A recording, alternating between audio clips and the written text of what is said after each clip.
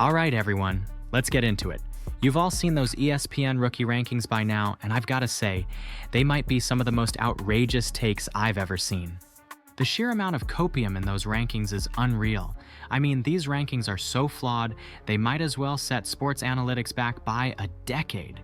If you've ever wondered why some people think analytics are nonsense, this right here is Exhibit A. So let's break it down. The latest ESPN rookie rankings have sparked a ton of debate, and for good reason. They've got Caitlyn Clark and Angel Reese neck and neck, but when you actually look at the numbers, it just doesn't add up. Both players have turned the ball over 19 times in their last 4 games, but the similarities end there. Clark has been an absolute assist machine, racking up 32 assists compared to Reese's meager 8. And yet, somehow, ESPN's analytics suggest that these two are basically on the same level. Come on, that's just not true. Let's put this into a broader context.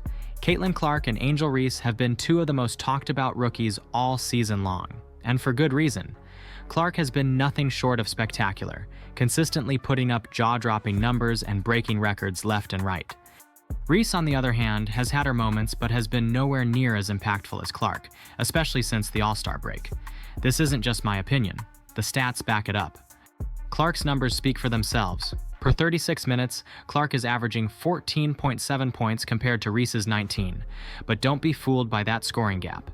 Clark is doing this while taking fewer shots and still managing to make a bigger impact across the board. In fact, she's been leading the league in several advanced metrics that actually matter, like win shares per 48 minutes and offensive plus-minus. These are the stats that show who's really making a difference on the court, not the random cherry-picked ones that ESPN seems to be using. And let's talk about those stats for a second. ESPN's total wins added metric is the latest example of how analytics can be twisted to fit a narrative. According to this metric, Caitlyn Clark has a significant lead over Angel Reese, which aligns with what we've all been seeing on the court. But here's where it gets weird. Despite this, ESPN's rankings still place Reese right up there with Clark, as if their performances have been comparable. It's like they're trying to tell us that up is down and black is white. Now, I know what some of you might be thinking. Stats don't tell the whole story. And you're right. But in this case, the stats and the eye test both tell the same story. Caitlyn Clark is on another level. We're talking about a rookie who has more games with 28 points and 12 assists than any other player in WNBA history.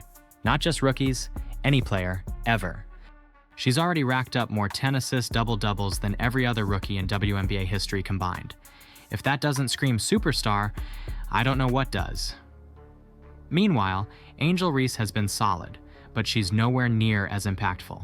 Even ESPN's own metrics, like win shares, show that Clark is pulling ahead. Yet, the rankings don't reflect that.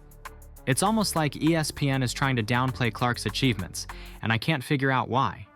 Maybe it's because Reese is more of a household name, or maybe they're trying to create a narrative where one doesn't exist.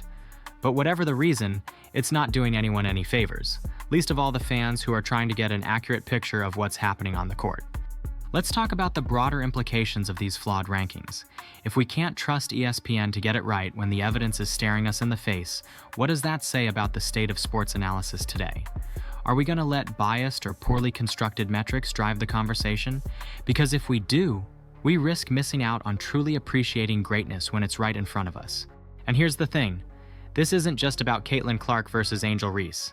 It's about how we evaluate talent, how we recognize excellence, and how we understand the game. If we rely too heavily on flawed analytics, we're going to end up with a distorted view of what's really happening. We need to be smarter than that. We need to demand better. So, what's the takeaway here? First, don't believe everything you read in those ESPN rankings. Look at the numbers that actually matter. Watch the games and trust your own eyes. Caitlyn Clark is having a season for the ages, and no amount of cherry-picked stats is going to change that. Secondly, we need to hold outlets like ESPN accountable. Because right now, it feels like they're just throwing stats at the wall and seeing what sticks. In closing, if you're as fired up about this as I am, make sure to smash that like button, drop a comment with your thoughts, and subscribe to the channel. We're pushing for 31.2K subscribers by the end of the day, and your support means the world to me. Thanks for watching, and I'll catch you in the next video. Stay sharp, stay informed, and remember, don't let anyone tell you that your eyes are lying to you. See you next time.